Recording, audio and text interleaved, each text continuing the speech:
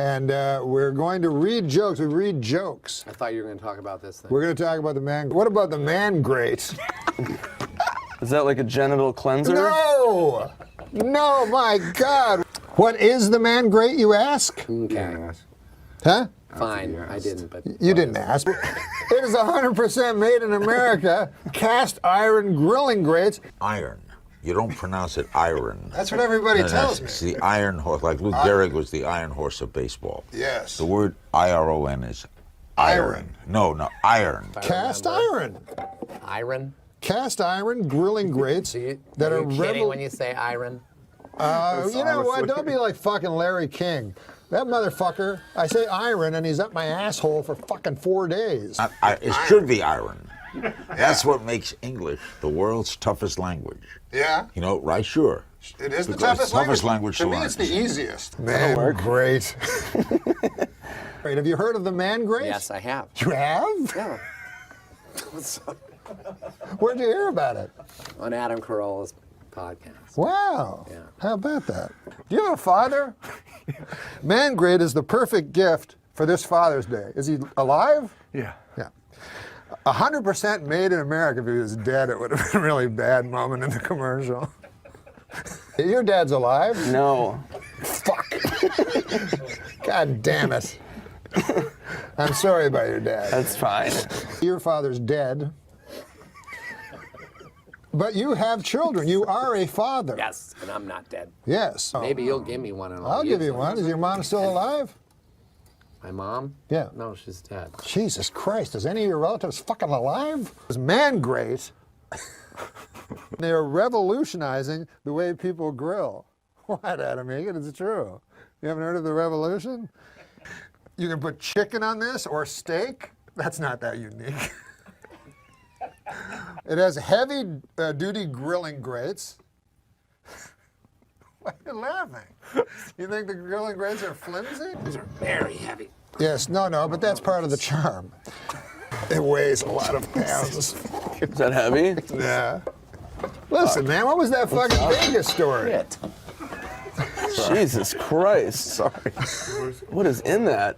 Again. It's revolutionizing the way people grill. Jesus. What? I thought it was like a, all right. You want to hear what it has? Yeah. It has heavy-duty grilling grates. Listen. No more dry meat. What do you think of that? Good. You want your meat juicy. Oh, come on now. Don't make it sound like a fucking fat, plumpy, delicious cock. No more flare-ups. You know, in your barbecues, all those big flare-ups. It was named one of 2012's best grilling accessories. There's more fucking facts about the man grate than about Nick. Why are you laughing? You're making a mockery out of the man grate. Chicken, steak, has never tasted so good.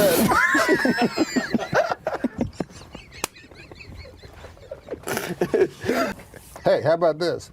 Each NORM MACDONALD show order comes with a heavy-duty grilling brush. Jesus. You don't want to put that on your not dry meat? Look at that. Those things are dirty. No. That's from the iron. Are you sure? Yes. Well, it's not from my cock. What? I just went to the bathroom. You say cock so much. I'm coming in your butt. Oh my God. Well, listen, man. Hey, Your mouth is my toilet. again. This commercial is like a mini-series. Are you a jingoist? 100% made in America. 100% cast iron. Mangrate.com. Thank you, Andy. That's yours. You just threw your own going away present with contempt to the floor. That was our only sponsor. Bien, you hush. Yeah, now we found out we lost Man Great as a sponsor. And then earlier today, I think we were told legally we can't say we lost them as a sponsor even. Yeah, I think we were still waiting to find out if we were allowed to say that. But anyways, Fuck that it, was who cares? Schwartzen. We lost them. That was Nick Schwartzen that fucked it all up. On the first day of Christmas, my true love sent to me a partridge in a pear tree. Hi, honey. Yeah, I just got it. It's terrific. It looks like some kind of a bird in a tree. Oh, you don't say, a partridge, huh? Well, it's great. Well, of course it was a surprise, honey. I was expecting a hat. Well, you know, I have been dropping some broad hints about maybe getting a hat. Oh, no, this is much better. It's like two gifts in one. I mean, I get the partridge, and I get a tree. We now return to 'Twas the Night Before Christmas, as read by Norm MacDonald. 'Twas the night before Christmas. Wait, 'twas? What's 'twas? Is that short for it was? What kind of rush are you in, man? You can't just say it was. Oh, you saved a lot of time there, fella. Oh, don't come at me with that it was stuff. I got things to do. Got to get down to the donut shop.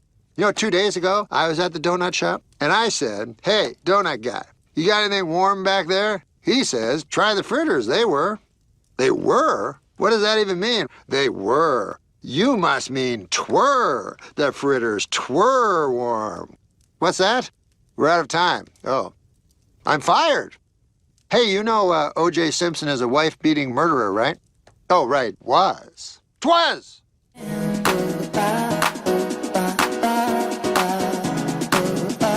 Connected to our senses.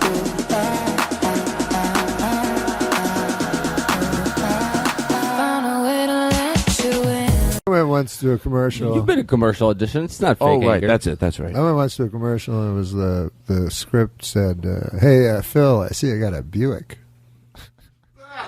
So that was the line, you know. So all night I'm up like fucking nervous, and I'm reading in the mirror like I'm like, hi, Phil. I'm trying to like fucking say some words louder than other words in the script. I'm like, hey, Phil, I say you got a Buick, you know. So then I go there.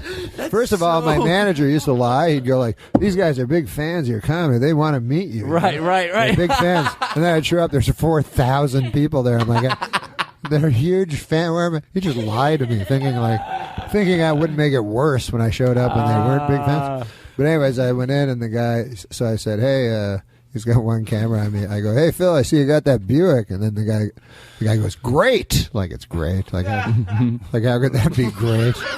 So I go, oh, thanks, man. He goes, but this time, he goes, do it again and just go off the script. He goes, forget the script. Like, there's a script. There's fucking 4 words. I go, okay, I'll ignore the script.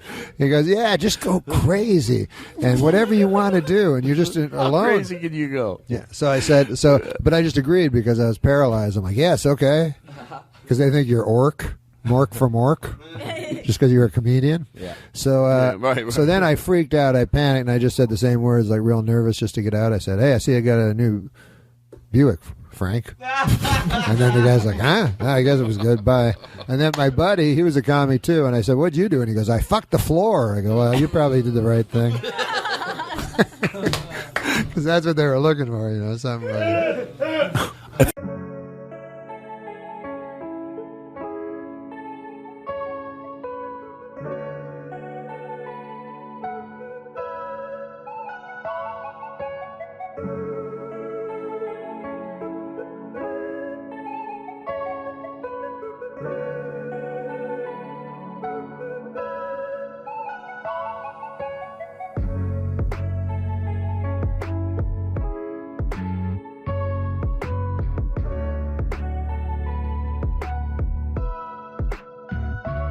This weekend, veteran news anchorman David Brinkley apologized to Bill Clinton for an election night commentary in which he called the president, quote, boring and uncreative.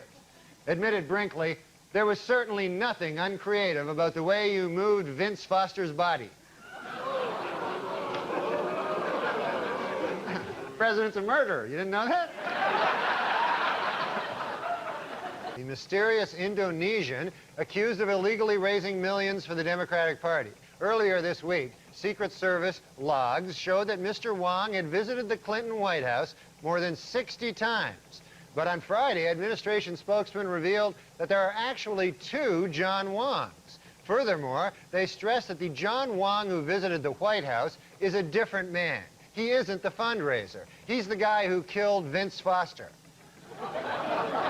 Rejecting conspiracy theories that President Clinton killed Vince Foster, a report out this week from independent counsel Kenneth Starr has officially concluded that Vince Foster took his own life. Among other things, the report cites evidence that Foster was deeply depressed in the days leading up to his death.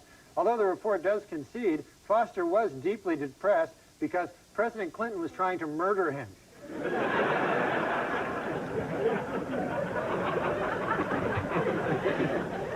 On Capitol Hill this week, 17 Republican congressmen formally asked the House Judiciary Committee whether there is sufficient evidence to begin impeachment proceedings against President Clinton. In response, the president said, quote, "Hey, you know who would have the answer to that question? Vince Foster."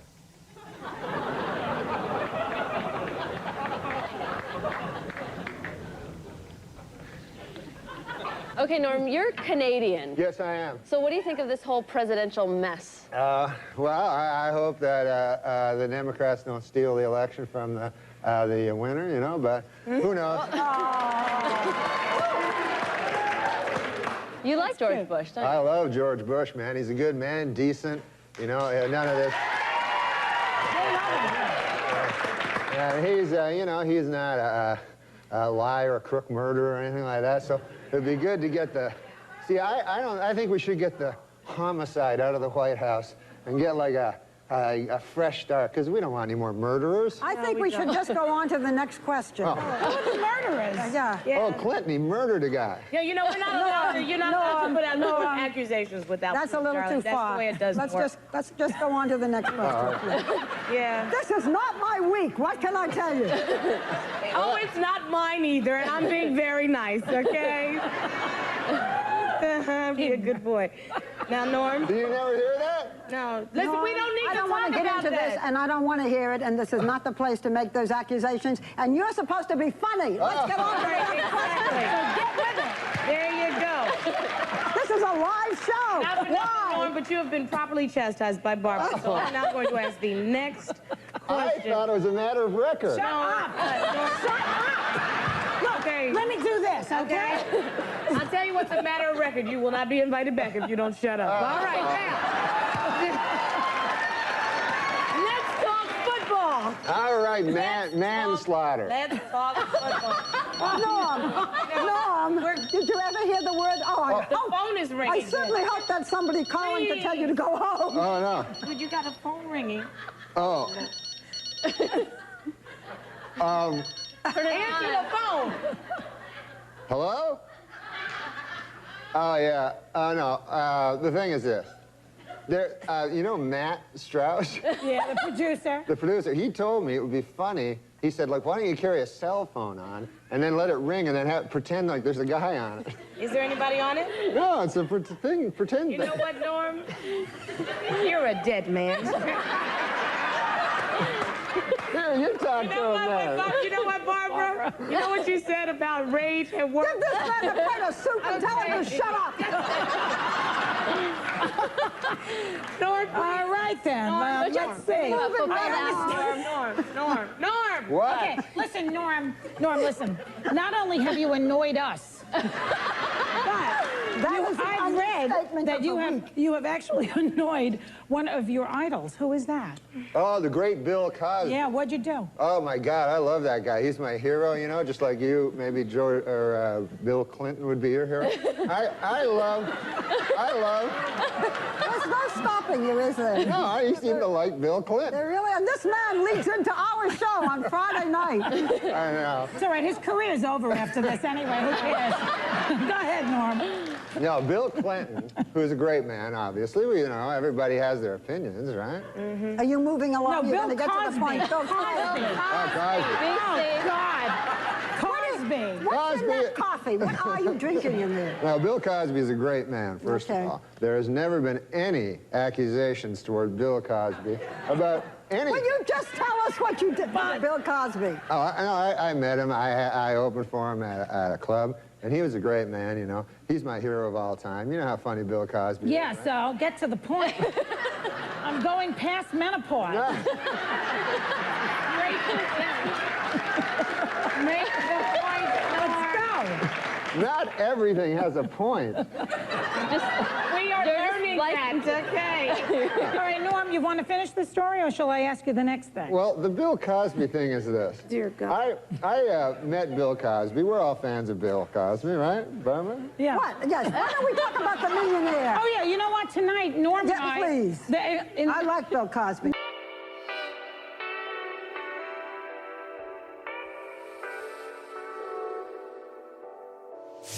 We've been down this road together.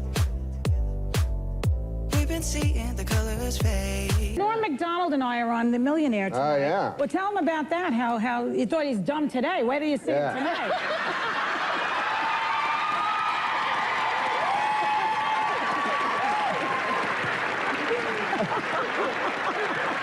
Come on, Norm. Tell him, Norm. People always told me Hollywood was like incredibly liberal and biased, and I thought it was untrue. But You want to talk about the millionaire? yes, I do. You have 10 seconds to tell how talk much about you the won. millionaire. Don't tell how much. Don't tell him what I won? No. Oh. You're not allowed to tell anything like that. Well, what are you trying to ask him then? I don't know. He doesn't answer anything anyway. So we'll tell him. Okay, so he's on The Millionaire tonight, and he's on Friday nights, and on Monday, his taxes will be audited. so he's on Friday nights at 9. He's on The Millionaire at 9. You can play along at home on Enhanced TV. You are a number. I have never met anything like you. We will be right back.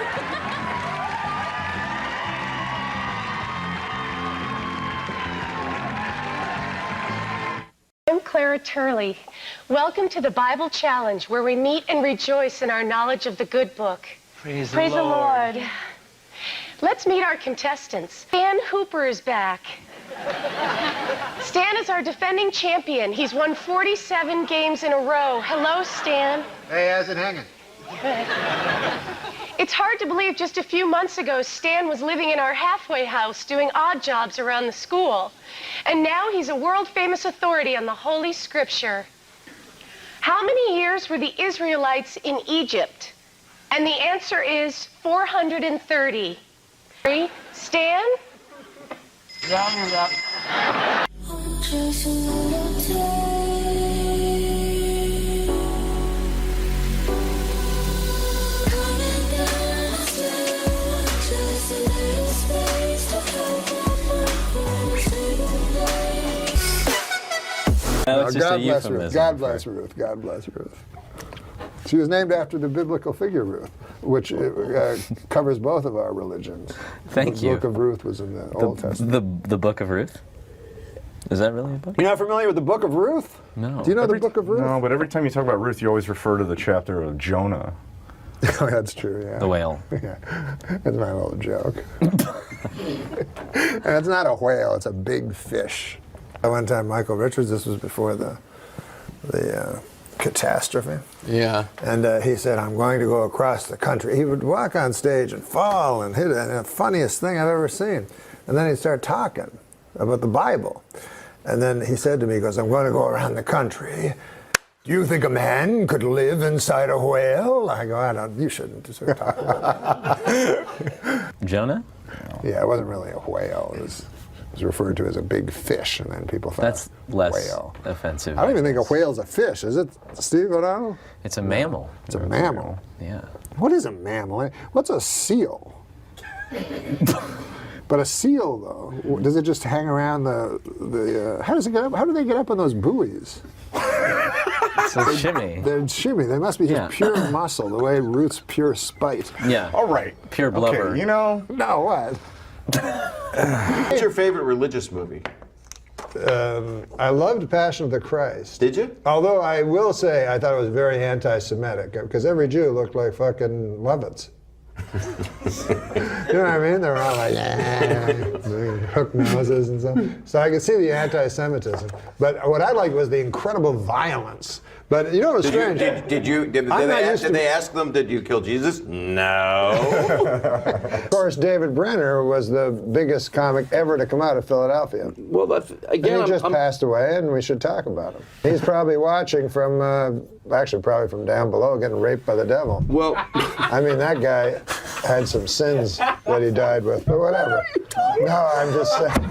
No, I'm saying David Brenner led a life that made Sodom and Gomorrah seem like Burbank. I disagree. I don't think the Bible joke is brave at all. I think if you're going to take on an entire religion, you should maybe know what you're talking about. J.K. Rowling is a Christian, and J.K. Rowling famously said that if you're familiar with the scriptures, you could easily guess the ending of her book. Huh? Okay. Thank you from Norm. This would mean so much to be recognized for what's so important to him, which is comedy. He would never even hurt a bug. He would capture and release a bug, so helping any animal meant so much to him. So please be kind to everyone and every being. Thank you so much. I just wanted to say that my father loved dogs, and he loved the second annual HCA Award. Look at this. There we go. Looks almost like a dog. It is a dog. It's a dog? Yeah, his name is Pizza. Pizza. Well, you have a dog. I never thought of a dog as a zoo animal. Oh, we have a lot of animals there. Well, what can you tell us about the dog? Well, the dog is a subspecies of the gray wolf. Oh, gray wolf. Do you have any gray wolves? Oh, we have so many gray wolves. Oh, well, bring them in. Where are they? They're back at the zoo. They're at the zoo. Far too dangerous. I hope this thing doesn't attack me, whatever it is. All right, I think you guys. Let's see what it is. What is this? Looks like a dog. It is. It's another fucking cock-sucking dog. I knew it. Anyways, well, this is a cutie. What's this girl's name? This is Arnett. Arnett. She's very special. Did you know that dogs are a subspecies of the gray wolf? Yeah, I fucking knew that. Everything's expensive. Everything costs money there, you know. I went to buy a dog. I couldn't believe how much these dogs cost. Salesman in a store trying to sell me the most expensive dog in a store, you know. Big $600 dog. Big pit bull, $600, you know. And I was looking to pay, you know, maybe a buck, something like that, you know, maybe $2, something like that, you know. But I was going, hey, don't you got a bargain dog around the joint here? Any kind of a dog of the week going on this week? A big bin of dogs maybe that I could pull something out of there? But this guy goes, no, he says, why don't you buy this pit bull? He says, this kind of expensive dog, but he goes, this will protect your valuables, this dog. You know? And, you know, I don't have any very valuable, you know, I don't own a lot of stuff there, you know. I buy the pit bull, that would be the most valuable thing I own, right? I'd have to buy something to protect it then, you know. I'd be out shopping for Wolverines the next day there. Show me something in a timber wolf, my good man. I'd be saying to some good man there. No, you don't want a dog like that, man. I want a dog do things for me, you know. Fetch my slippers. That's the joy of having a dog, you know. Pitbull won't do that stuff. Go, hey, Pitbull, fetch my slippers. Pitbull go, hey, I could kill you, pal. I'm a Pitbull. Don't you read the papers or anything? I kill. That's all I don't fetch. I fetch people. That's all I fetch. I can fetch you a guy. That's the best I could do there. And maybe you're wearing some slippers. How'd that be? When I was young, no such thing as a pit bull. When I was a kid, it was the meanest dog around, the Doberman dog, you know? And they'd kill you, too. They'd rip your throat out just the same, you know? But not fast like a pit bull, eh? A Doberman always give you a little head start there, you know? They were a sporting dog, them Doberman. They'd see you in the street, they'd go, hey, that your house over there? Yeah, go ahead.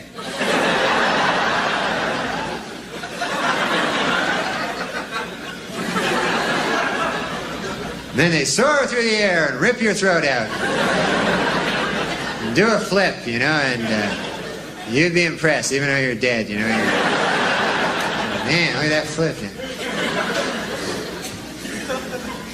But I don't want it. You don't see Dobermans around anymore. You ever notice that? Pit bulls now, they got all the work and everything. All the domestic security jobs go to the pit bulls, and man, a Doberman's like the forgotten dog now, you know? Once in a while you see him on a park bench with a frisbee there, you know? I used to be somebody.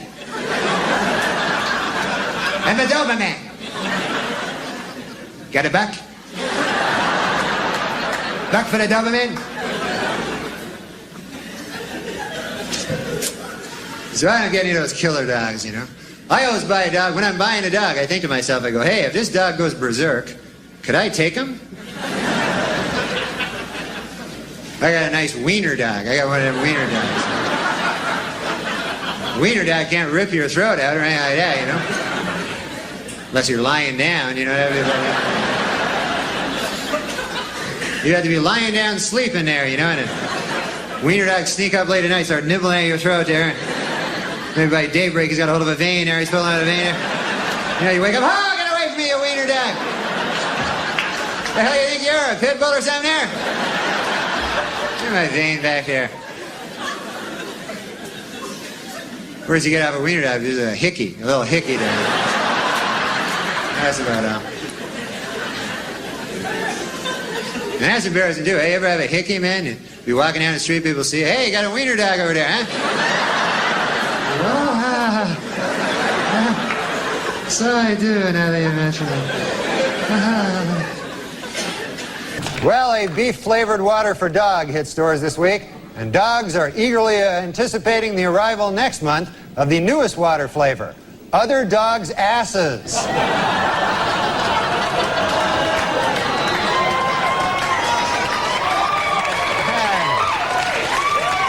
That it? Whoop! There I am. I thought I was over there. A sheepdog carrying $250,000 worth of cocaine in its stomach was found at JFK Airport earlier this week.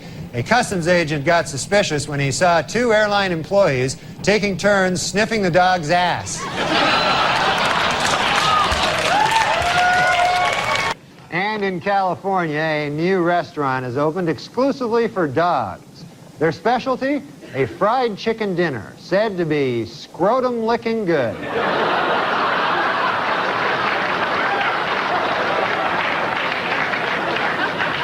In Oklahoma, sheriff's deputies are using police dogs to sniff for bodies buried on an 80-acre farm. The dogs have sniffed the ground for 3 days, but so far all they've dug up is another dog's ass.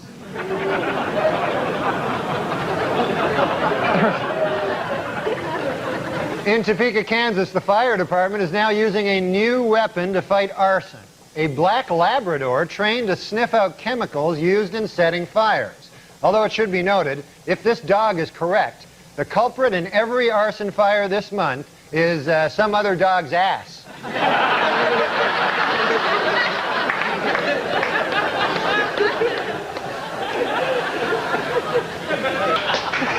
And finally, in California, pet owners. Pet owners can now take their canine friends to the world's first doggy wedding chapel, where dogs can actually be married in a civil ceremony. The ceremony ends when the justice of the peace says, "You may now sniff the ass."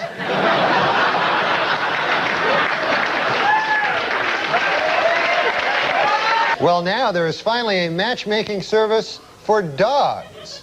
At Happy Animals, matchmakers guarantee to find your dog a perfect mate based on height, weight, age, and breed. So far, the dog dating service has had a 100% success rate because, according to its founders, any dog will have sex with any other dog.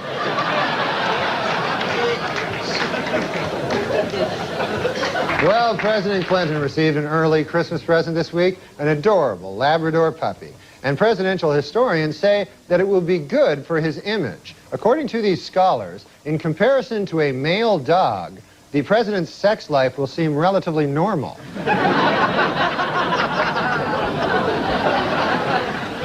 have a joke. Oh, Norm's got a joke. Wait a minute. Here we go. Go. A dog walks into a telegraph office where they send telegrams. Telegram office, right? And so the guy says, "Okay, what do you want your telegram to read?" So the dog goes, "Woof, woof, woof, woof, woof, woof, woof, woof, woof." And then the guy goes, oh, I noticed you have 9 words. Do you want to put an extra woof like it's for free? And then the dog goes, no, that wouldn't make any sense.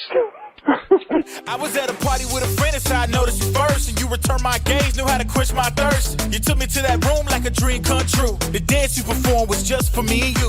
Kisses on the neck, then you work your way down. Let yourself go for me all around town. Seductively stood before me.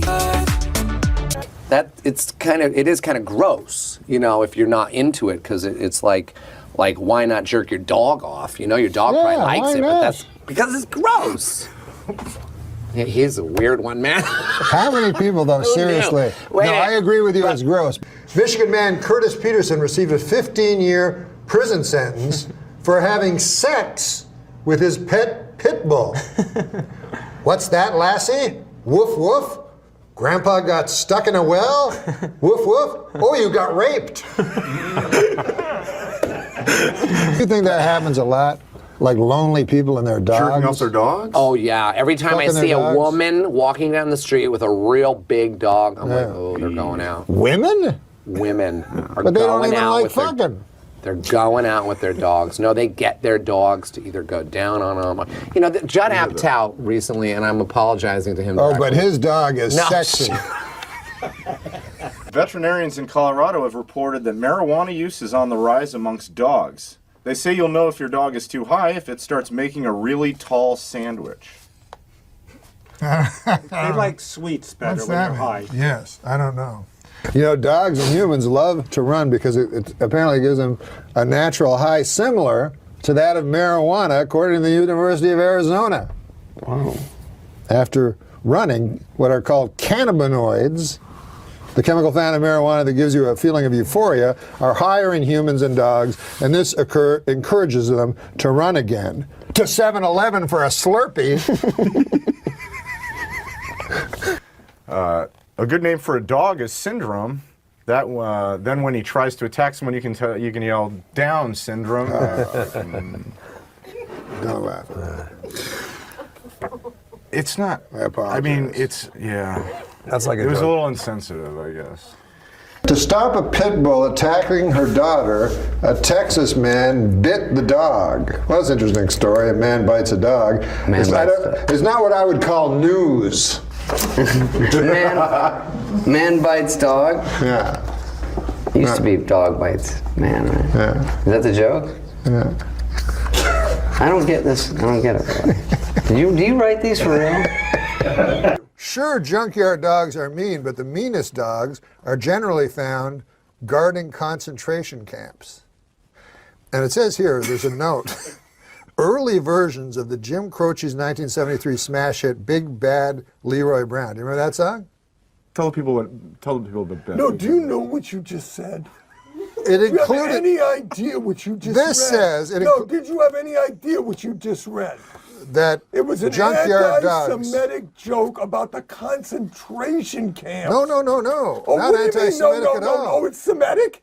No. Well, you know, I know what the problem is. Did you write it? I didn't write that. Who wrote it? They use the meanest dogs. I don't know who wrote it, but I think the problem is that some people might not know what the concentration camps are. So concentration camps were found in Poland. Oh my God! What? Almighty. Oh my God! Concentration camps. Please get my nurse. I swear to God, get her in here right now and I'm reel trying me to away. explain to the Did you folks have- who You Did you have too much salt? know what? This is your first show, and these are the.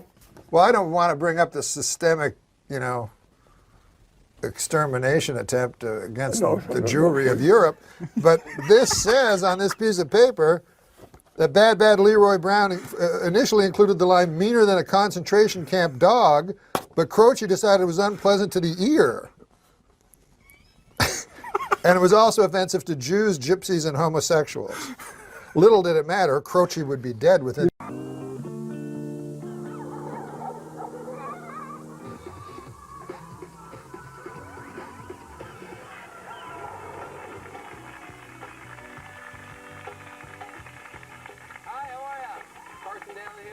NORM MACDONALD, everybody, who's on the show today and all this week, sort of hanging out. How are you, Norm? Doing all right. Yeah? Welcome back to another day of MTV's Summer Share here at the Jersey Shore. We're going to chat with Norm about his movie Dirty Work in just a little bit. Plus, Donna D'Erico will be on the show, ladies and gentlemen.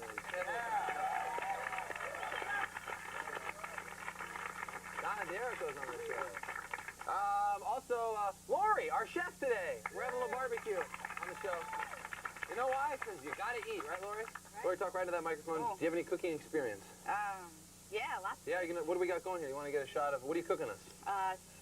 2 hot dogs and 3 2 hot hamburgers. dogs. How is that going to feed our studio audience today and all There, these people? cut it up. We're going to cut up. Can I taste the hot dog? Is that all right? Yeah. Oh, it's a little hot there. How's that wiener? You need to work on that one, Lori. This is cool, isn't it? Do you ever use this thing? It's kind of like a chef's condom. It's kind of weird, huh? You want that back?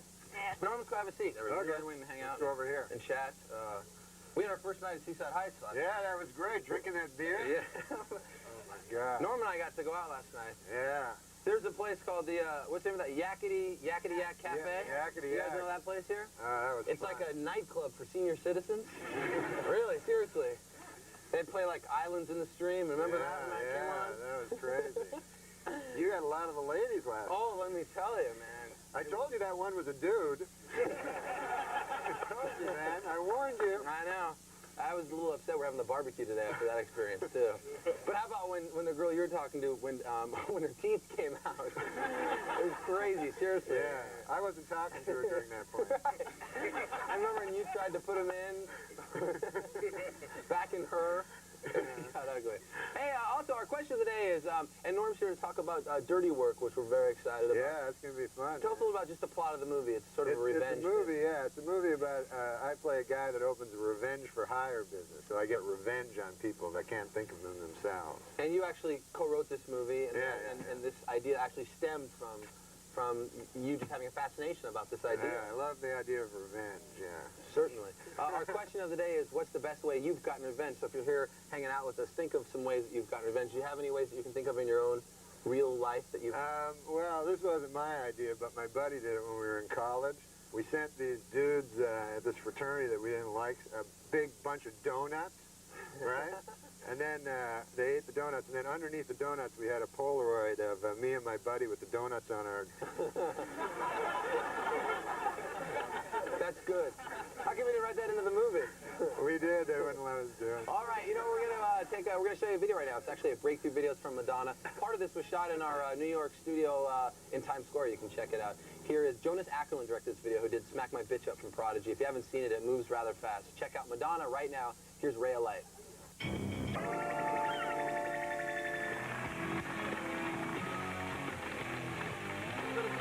how are you? Welcome back to the show. Carson Daly here. Norm MacDonald, our guest today, star of Dirty Work, a movie that everybody in America has to go see at least once. That's what we're asking. Yeah. We're not asking a lot. Just go and check out Norm's movie. It's very funny. We're going to talk about it in just a little bit. We've actually started yesterday, since Norm's going to be on the show with us all week long, kind of hanging out. When you came out yesterday, you didn't look in the like you were in the real beach attire. Right, I've gotten a little more. You're working your way. I had a sweatshirt yesterday, now I have a T-shirt. But we're taking up a collection fund, too, of everybody here. So by the end of the week, maybe we'll get you in a skivvy. Yeah. So this is the Norm MacDonald Skinny White Ass Fund. There it is. Sorry, Ski. You got that? We have about 14 bucks in it now, so I'll pass it around. If you guys want to see Norm in a, like a thong by Friday, then drop some money. Some of the ladies put some money in, too. Put money in there, for Christ's sake. Stop taking the money. Our question of the day today, in honor of Norm and Dirty Work and the whole theme about getting back at people, is what's the best way you've gotten revenge? We have some people here, right here, who want to tell us a good story. What's your name, sir? Derek. Hi, Derek. Say hi to Norm. Hey, Derek. Norm? What's up, buddy? Not much. Derek, what's your revenge story? Well, it was Valentine's Day, and a bunch of my friends sent some flowers to a bunch of girls in my name, and it kind of got me angry. So that night, I went out, bought like a dozen eggs, went around like eggs their cars, and then I put like raw fish in the backseat of their cars. So raw fish is good on any it sort smelled of pretty revenge nasty. story. It really didn't smell too good. But let me ask you this: if they sent flowers to girls in your name, why is that bad? Well, you might get laid out of it. Yeah. No, is that so bad? No, they were. I don't know. They were some pretty nasty customers. Yeah. Yeah. Maybe they were dead roses, and it pissed the girls off, and they wanted to. The girl that they sent the roses to was not easy on the eyes, right? Not at all easy on the eyes. Yeah. All right, who else has a revenge story here in the sandbox of love? Hi, what's your name? Liz. Hi, Liz. How are you? Good, how are you? Good, thanks. What's your revenge story? I got back at this big, 7-foot loser that was always egging my house. Wait, that's that guy right there. Hey, seriously, so how bad were the flowers? I mean, but she's easy on the eyes. I mean, Go ahead, I'm sorry.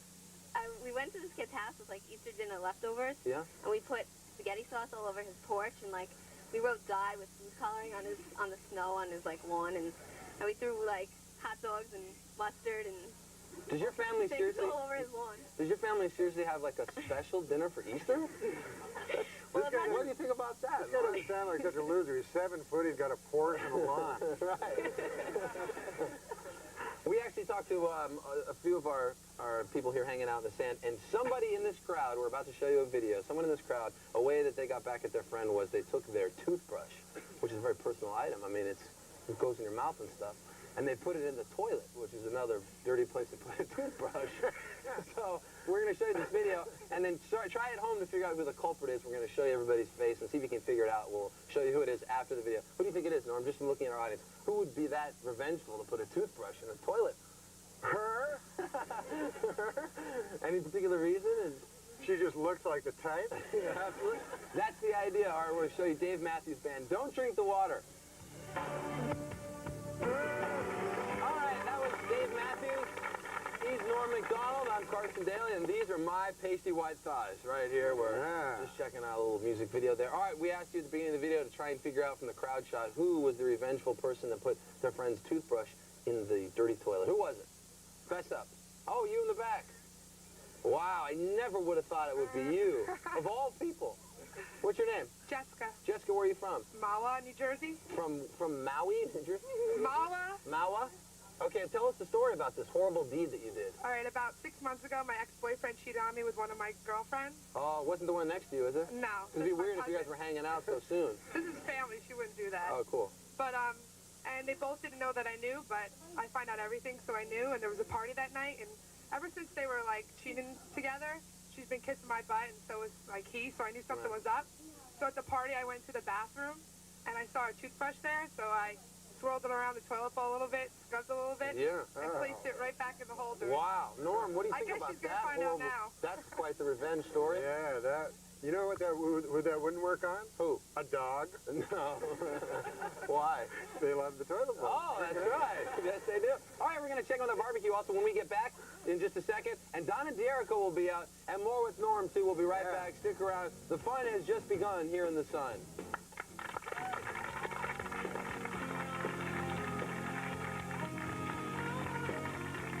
Hi guys, I'm going to be coming up next. Listen, I've been working on a little tune. What do you think? Shout at the devil!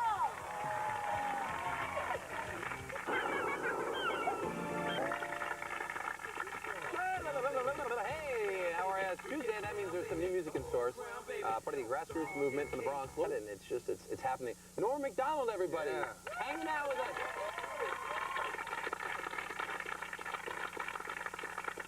Have they ever raised the roof for you? Have you had that experience out yet? In a while. That's pretty cool. I love that band better than Ezra, by the way. Do you really? But you know what band I don't like? Which one don't you like, Norm? Ezra. They're not as good.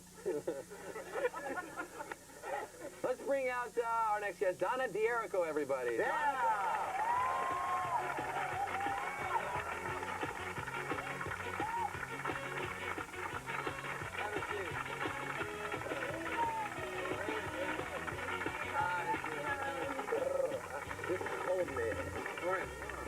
Norm MacDonald, Donna.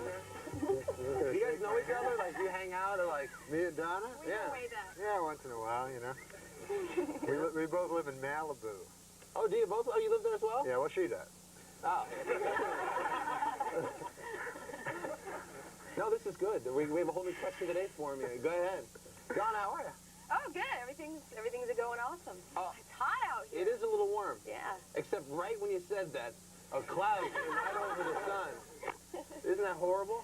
Yeah. Donna, are you enjoying Seaside Heights, New Jersey? Have you spent any time out here? I just got here a little while ago, a few days ago, and it's been awesome. All the people are really cool here, and we're shooting a new show, my new show. I saw it last night. Prima Donna. Prima Donna. Yeah. Tell us a little about the show. It's going to be... it's going to be like the best of everything on the Jersey Shore, like, you know, the best restaurants, the best tattoos, the best body... You had the body piercing tattoo last night. Yes, sir, yeah, that's right. And met a lot of cool people. We're going to have some drop by guests. You know, maybe we'll have some worse stuff too, like, you know, the worst hairy back. Yeah. Right? And she looks at Norm. I got a hairy back. He's got a hairy white ass we're trying to see by Friday, too. Let's pass this thing around one more time. Donna slipped 100 in there earlier.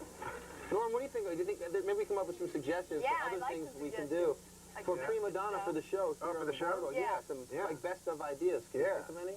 Well, let's go to the audience. Maybe the audience has some people. Ideas. To the people. All right, we're going to do that right. Actually, we're going to show you a video during Tori Amos's video for Spark. Yeah, the people they'll speak up and maybe we'll come up with some ideas for your show. But we're glad that you're here and the show looks very good. Enjoy the sun and enjoy Tori Amos. Here it is. We're going to take, you want to eat? We have a barbecue going. Yeah, I'm hungry. Lori, can you hook up Donna a little something? Do you eat meat? Yeah. Are you vegetarian? Yeah. All right. Yeah. Okay, cool. The meat's been on the grill for like an hour. They're small leather belts now, but we'll try and get you a little something. Norm, you hungry? Yeah, you got any cheese, barbecue cheese? Yeah, I think Ooh, we do. yum. Oh, sorry. The barbecuer is a nice woman. Oh, that's great. All right, we're going to take a quick break. When we And get look, back. it's with more all with the Donna, more with Norm, and more barbecue. Fun in the sun. We'll be right back. Stick around.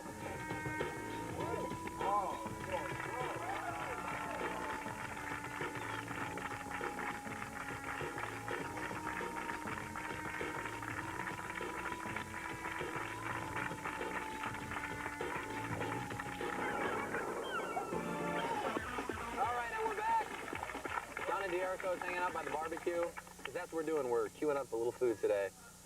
Everything all right over there, ladies? Good. Norm MacDonald is here. Norm, Dirty Work comes out June 12th, is that right? June the 12th. That's June right. the 12th. You co-wrote this movie. Yeah. Where'd you guys shoot it? Toronto, Canada. Your native country? Yeah, it's my native country, man. It's the greatest. Did you have any? Yeah, you co-wrote the movie. Did you want to shoot it there? Yeah, I wanted to shoot it in Toronto because I love American movies shot in Toronto. So you ever see those? Like you'll see like Nicholson and Ned Beatty or something driving down the street, you know, and they're talking, then a cop will stop and go like, hey, you're just past a red light there. All the extras are Canadian. Oh, right. Like the X-Files. I think they shoot up there, too. Yeah. So all the extras have this retarded accent for no reason. Was it just so many comedians working on this movie? You guys are all so funny. I mean, like Chevy Chase and yourself. Yeah, Chevy and Chris Farley and Don Rickles. We're going to talk about Chris Farley, too. What was it like working on the set with all of these just funny people? It was hilarious, man. Like Rickles just insults everybody all the time. And most of his insults don't even make sense. Right. Like he'll just go, why don't you go to Alaska and suck on a whale? You don't know what it means, but it's funny. That's cool. That's actually our question of the day was, what's the best way you've gotten revenge? Because it ties into the movie, Dirty Work. The movie's all about revenge. I love the revenge stuff, Yeah. too. And you go in for the revenge for hire business. Right. So we have a bunch of cool revenges that you can use at home. Yeah. Is there going to be a Dirty Work again, like a sequel? Yeah, dirtier work. We're going to, anybody in our audience want to answer our question of the day? Right over here. What's the best way you've gotten revenge? What's your name? Shanna. Shanna? Yep. Okay, hi. All right, my boyfriend was cheating on me, and I found out, and I went over his house and used the bathroom while I was in there. I poured a nice amount of Nair into his shampoo, shook it up, broke up with him. Ooh. Is it Matt Pinfield, perhaps? What happened? Did you ever hear? Did he go bald? Or? Well, all I know is he didn't leave his house for like a couple of months after that. I did not see him at all. What if the Nair went in his eyes and he blinded him? Oh, well. That would be a scene for Dirtier Work. Yeah. June 12th, the year 2000. You know what I don't understand about that story? What? What did the guy do wrong? Yeah, what did he do wrong that made you do that? He cheated on me. He cheated on her. He was sleeping with another He girl. was sleeping with another girl. Is that wrong?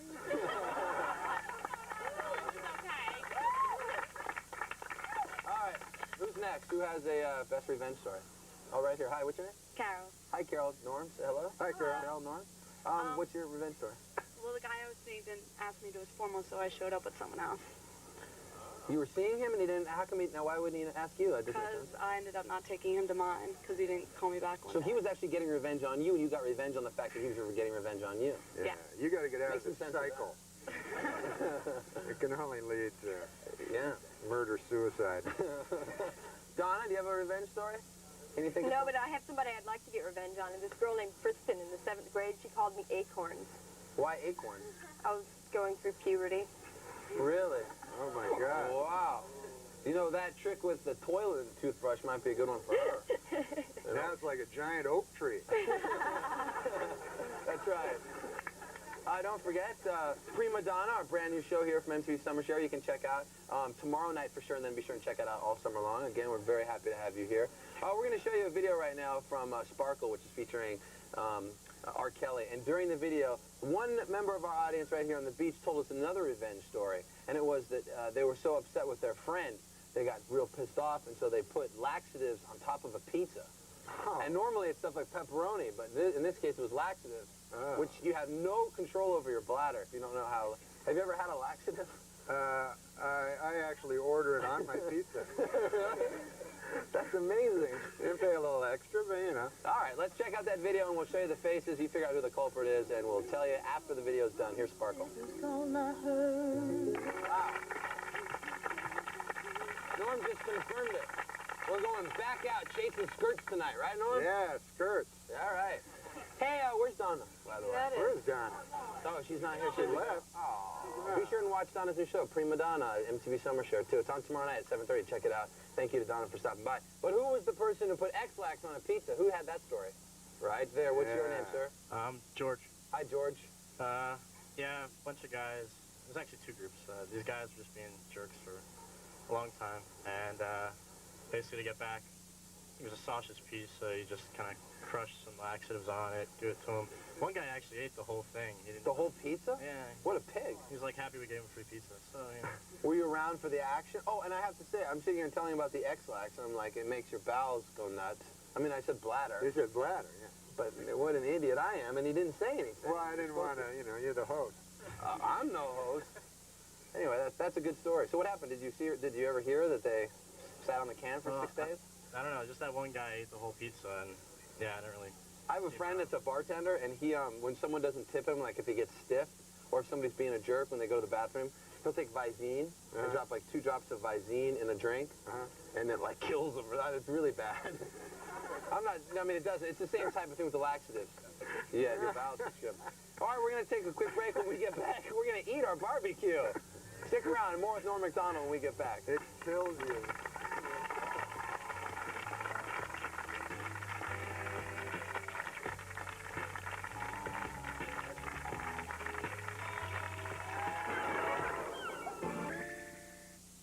Hey, Jimmy, that girl you're with, she's not the, Yep. Lynn Young, the Saigon whore who bit my nose off. We're getting hitched. Oh. Jimmy, let's go. Hold on, I'm talking to my friend here. Jeez. Sometimes you gotta remind the hen who the rooster is. Well, good luck to you, Jimmy. Okay, Mitch, stay around. Blah, blah, blah, blah. When I say let's go, you go. Yeah? Time you shut your case hole, Yoko. Women.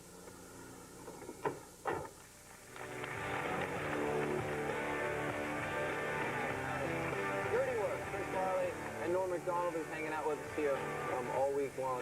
Chris Farley has to be just one of the funniest people. Is he that funny just in real life, too? Like Yeah, he was funny all the time, constantly. Right. Like, he's the kind of guy, he's the only guy I ever met that he could make, like, young people, old people, you know, smart people, dumb people, didn't matter.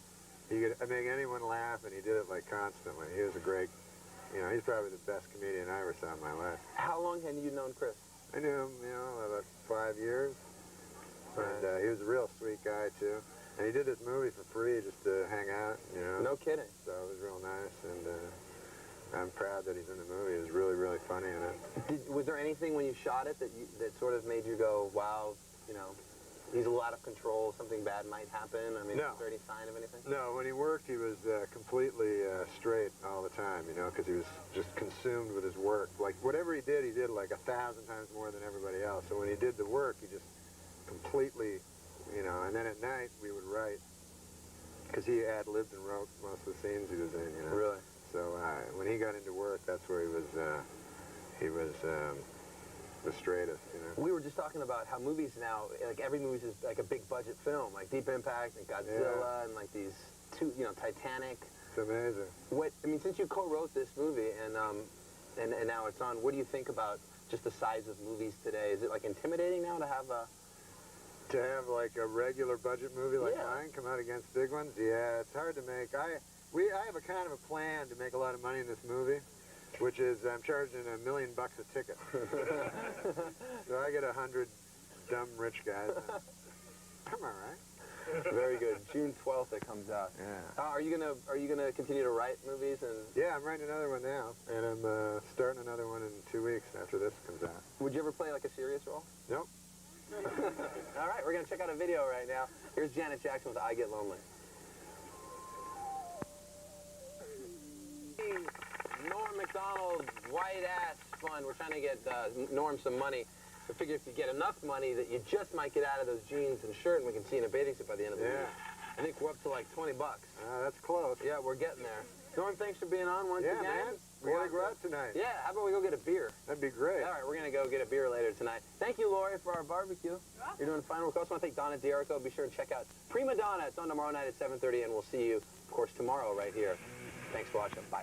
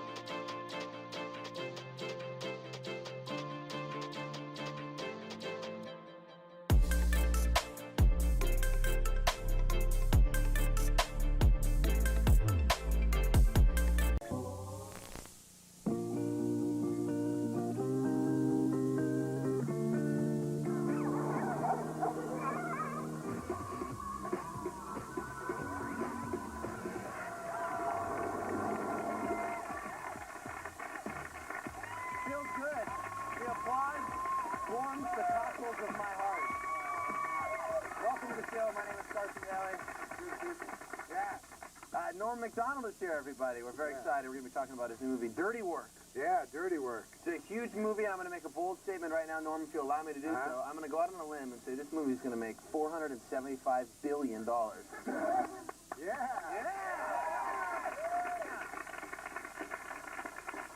kind of like the CNN poll, though. There's a plus and minus error factor of about $275 billion. Right. Now I'll make like $800 million, and everybody will be disappointed. Tonight are the movie awards on MTV, which we're very excited about. And during this show, we're going to be showing you some videos from groups and artists who will be performing tonight on the movie awards. Do you like the movie? I know you hosted. Movie awards are cool. Yeah. You hosted the ESPN awards. Oh yeah, the ESPYs. The ESPY awards. How was it hosting a big award show like that? Well, you know what I did? I did like I just did my jokes, but what they do is they keep cutting to these guys that hated me.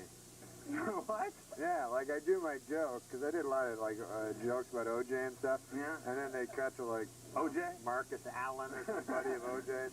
And then they put him on this giant screen behind me at Radio City Music Hall. Right. So I do the joke, and then they show some scowling athlete. Not a very good vibe, I'd imagine. Yeah, no. All right, our question of the day is, if a movie was made about your summer, right, what would the title be and why? I'll ask you first. We're going to ask the people right here. Oh, mine would be called Dirty Work. Is there a need to ask why? I don't think so. Hey, we're going to check out a video right now, and then it's going to be coming to you from... We've been showing this video. It's the theme to Godzilla, a movie that won't make near the money that Dirty Work is going to make. Exactly. And this is Puff Daddy and Jimmy Page. We've been seeing the performance from Saturday Night Live. And they have a video now, finally, so let's check it out. Here's Come With Me. All right, that's the scene from Dirty Work, which is out June 12th. Don Rickles is in that clip there.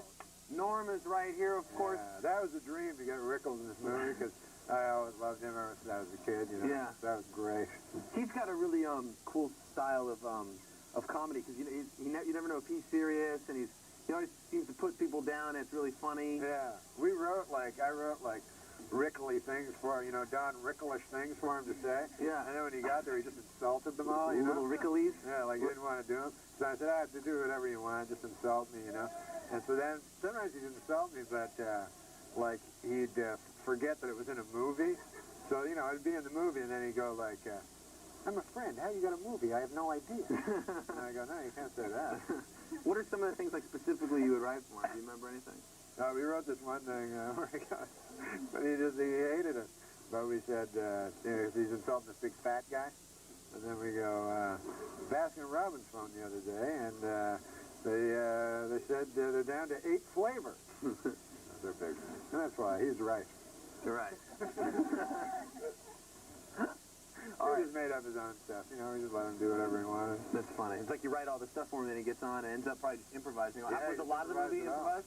His stuff's mostly improvised, and Chris Farley's stuff's mostly improvised. Right. Another appearance in this is from someone who works at MTV, Rebecca Romaine, who hosts the House of Style. Yeah, she plays a bearded lady. That's awesome. Yeah. And it was,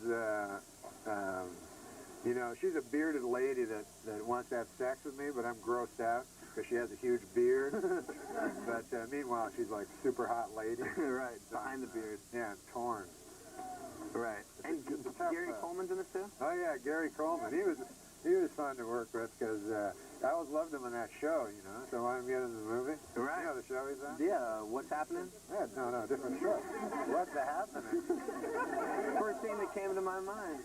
So yeah, the funny thing about working with him is like you still think of him as a kid. Like, sure. When you're working you with want to call him Arnold probably all the time. And so all the time I'd be like, hey Gary, how's it going? Can I get you a cookie or something? He'd go, I'm 50. Get me a prostitute and send her to my trailer. It's tonight on MTV from 9 to 11, our movie awards. We're very excited about some of the best movies of the last year. And next year I'm going to go out on a limb and say Dirty Work is going to win all the movie awards. Oh yeah, it's going to win if they have a category most horrors in a movie. Right. We have a lot of horrors. How many? Did you count? Is there a There horror are about count? 40 horrors in the movie. Right. That doesn't include the dead hookers. Yeah, no, those are... Maybe you'll get a statue for that too. Yeah. The movie awards are being hosted by Samuel L. Jackson. The show's tonight again from 9 to 11. You want to check it out. We're showing you some videos from people performing, one of which we're going to show you right now, and this is Will Smith. Here's someone who has a huge career from television. God, right. To getting jiggy with it. He's also in movies. Yeah. He hosted our movie awards 4 years ago. What's that? Yeah, he's presenting the show. He's not going to be singing. He said Samuel Jackson was hosting. I said Samuel Jackson was going to be hosting. But that's another story. So we're going to show you this thing right now. It's sort of everything you ever wanted to know about Will Smith, and then we're going to show you the video for Just the Two of Us, which he wrote about his son Trey. So get your dose of Will Smith.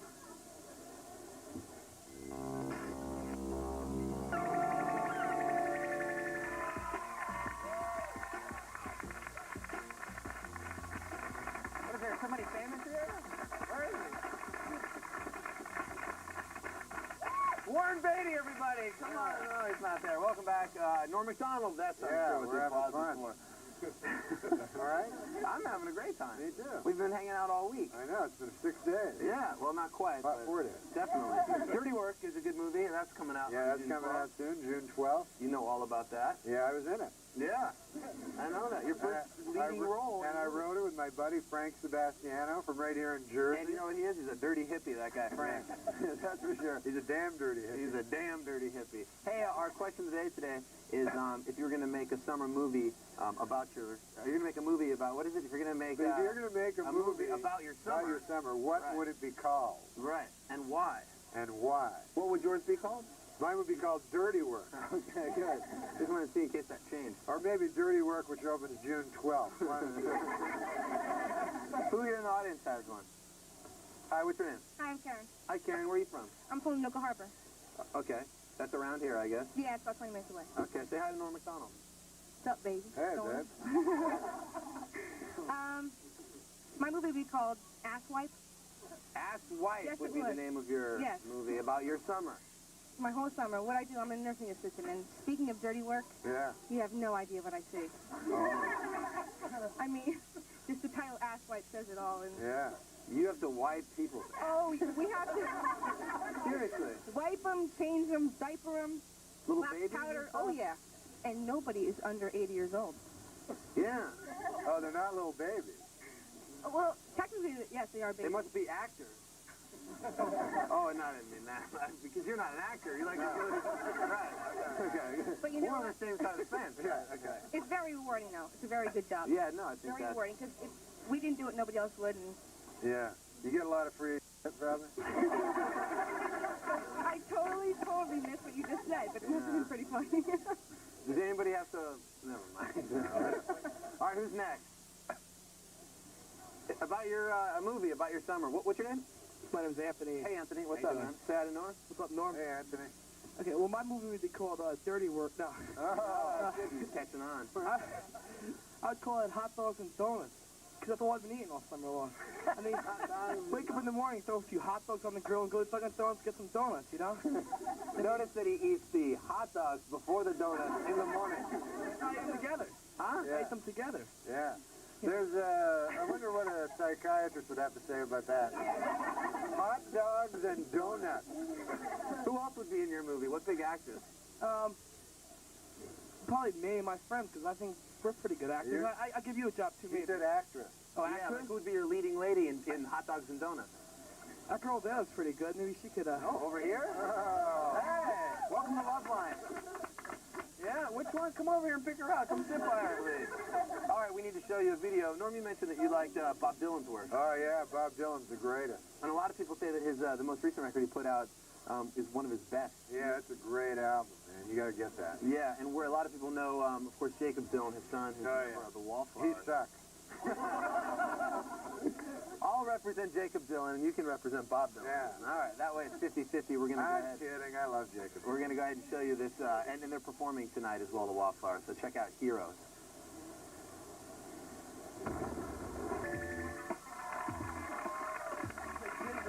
Hi, are we back? Yeah. Norm and I were just chatting about how psycho my mom is at Thanksgiving for putting the gizzards in the gravy, the dressing. Yeah. And it's, you know, Mom, you're dumping in like the liver and the heart. That's the gravy. I mean, symbolically, it's atop the food. She could never explain why. Oh, man. Anyway, moving on. Did you ever have that problem at Thanksgiving? Do you ever understand that stuff's in the gravy? I find it odd that a lady would have her hand up a bird.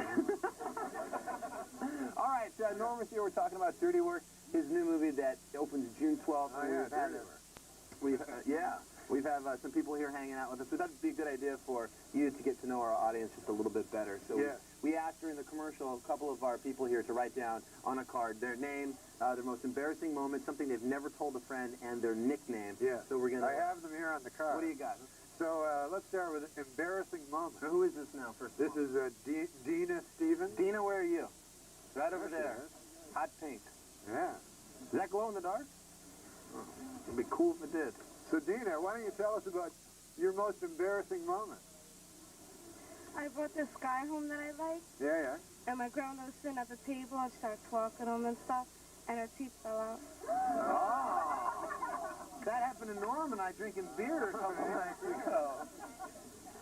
That's embarrassing. Yeah, but you know what? With guys, they'll still have sex with you anyway. You, not your grandmother, of course. All right, moving on. All right, now the next one. So this, we've already done the embarrassing moment. So now, something a friend. What was the category? Something you've never told a friend. Something you've never told a And friend. who is it, first of all? It's Colleen Murray. Colleen, where are you? Yeah.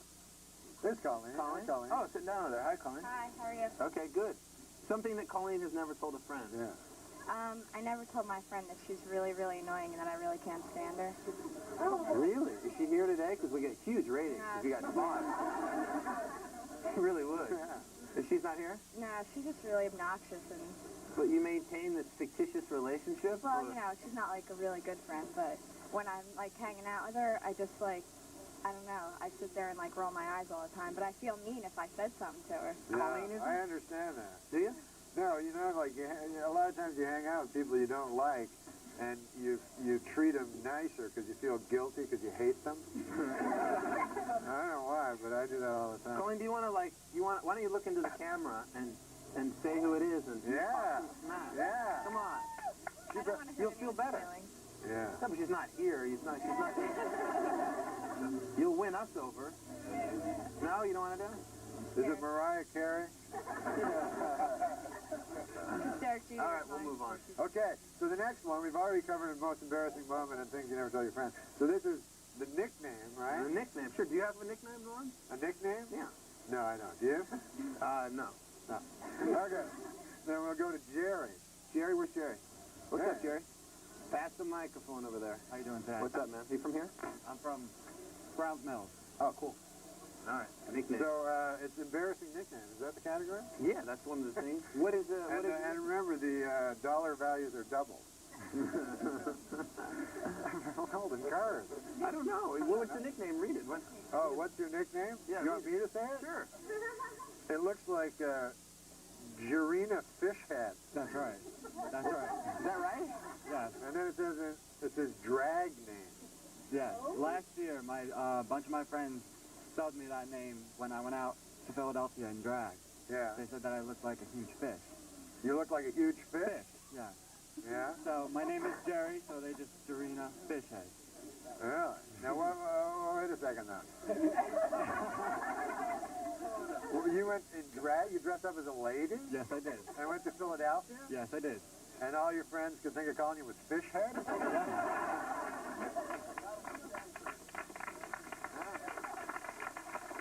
I'd be hanging out with those ignorant friends, too. I don't know what part of New Jersey you come from, but... They could probably figure it out a little bit worse than Fishhead. That's right. I could. Maybe you could come back on tomorrow's show and drag for us. That'd be great. Would you? Yeah. All right. Maybe we'll do that. That'd be cool. All right.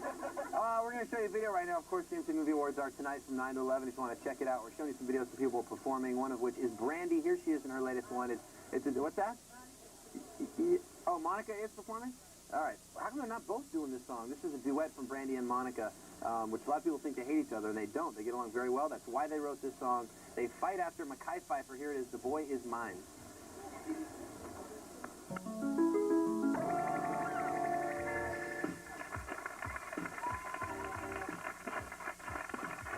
Hi, how are you?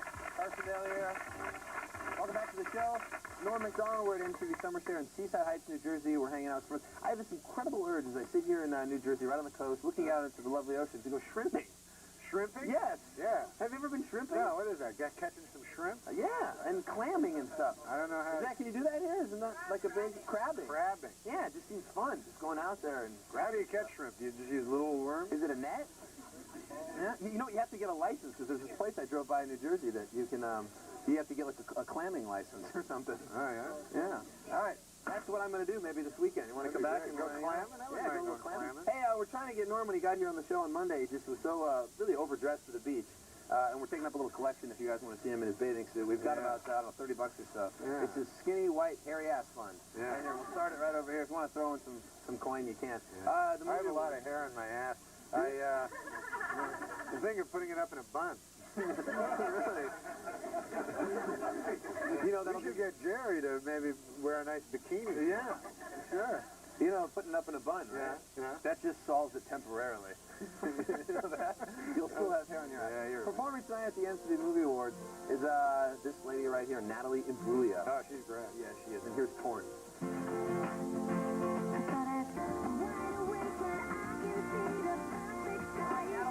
Check her out tonight, 9 o'clock NC Movie Awards hosted by Samuel L. Jackson. Norm MacDonald's to my left. We're sitting on the porch, and we've now collected a total of $40, $40 even in the Norm MacDonald. We want to see this skinny, white, hairy, sometimes in a bun ass tomorrow on the show.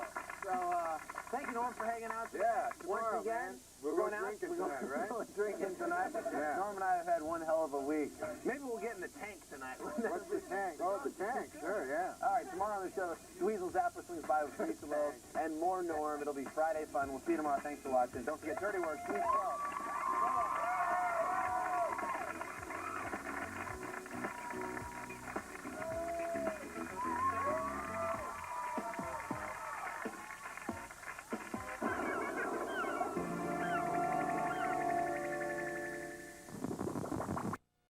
Did you have Alec Baldwin? He must have. Oh, yeah, every season, pretty much. He's amazing. I don't know what he's doing now. He was He unreal. sends me weird tweets. But, you know, he's being caricatured on Saturday Night Live, like, quite mercilessly by Alec Baldwin. Like, is it funny to you? Is that funny? No. The only reason I don't find it funny, when I was there, Darrell Hammond did Donald Trump, and that shows how far back Trump goes, because that was 20 years ago. But Darrell did him then. It was a softer Trump, you know. I think it was a Trump that was a lot closer to his real self.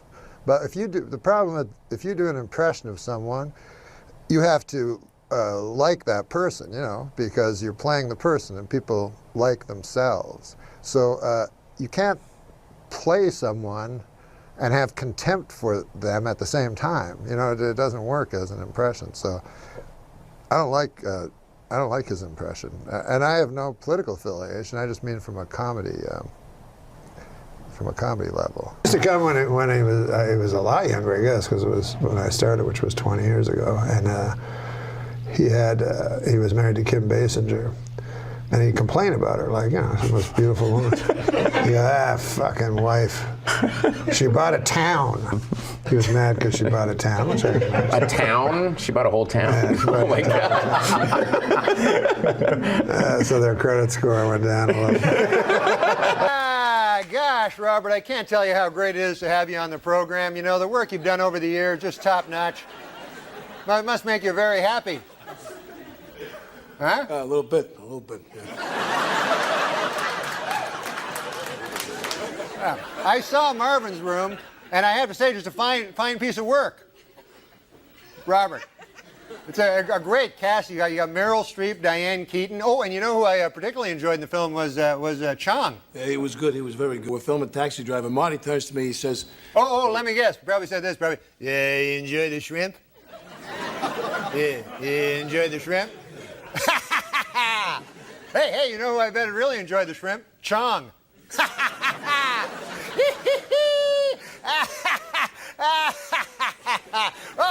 But the coolest thing he did, he walked in and he threw a whole bunch of cigarettes. Like he had 12 packs of cigarettes. Oh, wow. And I thought that was really cool. He was very, you know, some of the hosts, as you know, were not very involved in the writing. Yeah, no, he was totally. He could have been a cast member. He really could have been a cast member. Yeah. Feelings going up and down, picking up the pieces that you left behind, hitting a new cup of flow, breathing in the smoke and clearing up my mind. The thoughts of you, I never knew what the hell you got me. What do you mean? And so there was a secretary, I don't suppose you call them that anymore, but a pretty girl behind a typewriter, whatever you call them. And she was very sexy, you know. So he's trying to be like us, you know, one of the guys. And he goes, that secretary, no, not that, he didn't say secretary. He goes, that assistant girl out there, man, I'd saw my left leg off to fuck her. Jesus Christ. And I said, I think all you have to do is ask her. Why? Yeah, you're Alec Baldwin. I think you're all right. Did you ever, what about these comedians that have some goddamn horrible affliction and then come up and talk to you? You ever have that happen to you? On stage or in life? No, off stage. So some multiple sclerosis or muscular dystrophy, something like that. Yeah. And then they roll over to you and makes you feel not easy. Uncomfortable, and it hurts timing. Yeah. It's a hell of a thing, huh? But when you get a guy close to you like that. Yeah. I don't excel in those type situations. No. And I feel very bad about myself. Sure. Maybe more than any other time. That's is when I'm dealing with someone with an affliction, and I'm not sure what I'm supposed. If you're walking down the sidewalk and there's somebody coming the other way in a wheelchair, yeah. Do you have a look, or do you oh no, I'm going to act normal? I'm sure he wants me to act normal. What do you do? Well, I look at the guy and I hope to God my face isn't making all kinds of twitches. I like to hedge my bets. I don't want to ignore him, so I'll look at him, but I'll like scowl or something. Really? You know? It's the same joke. Oh, is it? Yeah. Can't do the same joke twice. Yeah. Yeah, that's a comedy rule right there. Just shattered. like I saw a one-woman show once by a woman. Mm-hmm. And, Just one? Yeah, only one. Just one. And she was like, well, my mother had breast cancer, and now I have breast cancer. And I'm like, well, it's everybody. Like, they think it's so special when everyone gets cancer and dies. Like, that's not great. What if we just ended the podcast? But it's almost like the height of narcissism to think that you're going to you're going to be so brave as to talk about it in person, right? Whereas all you're doing is just garnering sympathy for yourself. Well, I guess that's true. How is that brave? It seems cowardly to me. It seems much braver to me. Like, I remember Richard Farnsworth was an old character actor, and he did a David Lynch movie called The Straight Story, and riddled with cancer, his last movie, and very frail. And it's a fantastic movie if you ever get a chance to see it. It's not a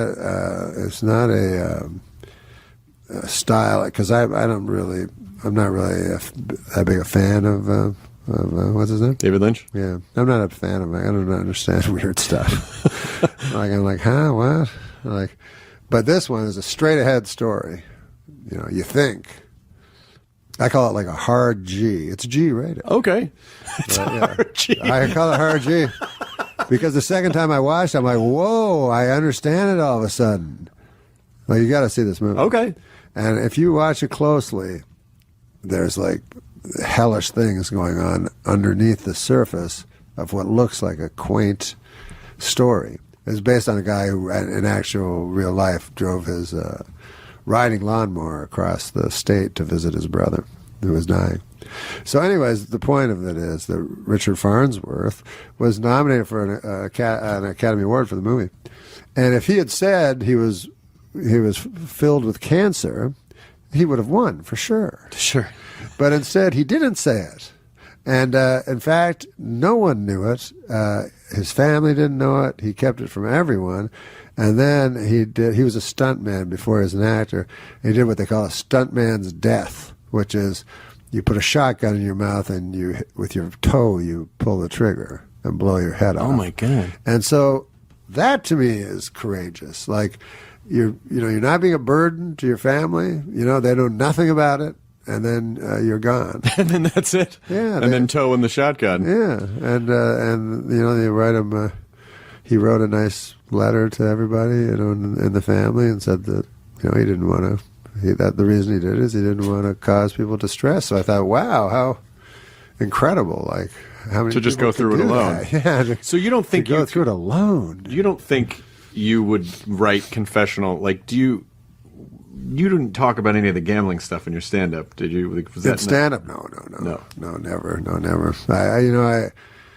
I never talked about me, really. I talked about universal me. You know what I mean? Right. That I was afraid of death, or that that kind of thing, which is this was something that everybody is afraid of. And so things like that. That it was me, but it was everybody. Sure. I wasn't pretending that it was a specific right ailment that I had. And if I had a specific ailment, and possibly I do, you don't know. I don't know. But I would not talk about it. I would not. I hope that I would not discuss it, and just try to benefit monetarily. Try to hit me with your pity till I can't trust, but I still push on. Got me changing my ways, trying to fit poison my. I also loved that I found out that he died after he died, because to me, show business, we're here for you. You're not here for us. Now I'm not judging anybody, but there are people who, whatever they're going through, they share it with the audience. Sometimes the audience loves that. I've never been in that camp. I'm not here to burden you. I'm here to lighten your burden. So the fact that Norm, now I didn't know about this, nobody knew about this, Good one, Norm. My other friend was mentally retarded. Now, I know you're not supposed to say that anymore, but that's what we said then, you know, and I understand that term. You know, it means that you're arrested. Your mental capacity has been retarded or arrested. So, anyways, I'll say Down syndrome. I don't care. I didn't say it for a long time on account of I thought people would think I was a doctor. And I'd have to hit their knee with a hammer or something. I don't know. The stewardess comes up. Flight attendant! Flight attendant! I apologize. Words are different now. When I was young, if you were a flight attendant and you were a lady, we would call you a stewardess. And if you were a flight attendant and you were a man, we would call you a... Wait, what? What are you guys thinking? Good Lord. What's wrong with you? I'm outraged. I'm outraged, I tell you. I'm outraged at what you are thinking. Just because I paused for a second. I was going to say a steward.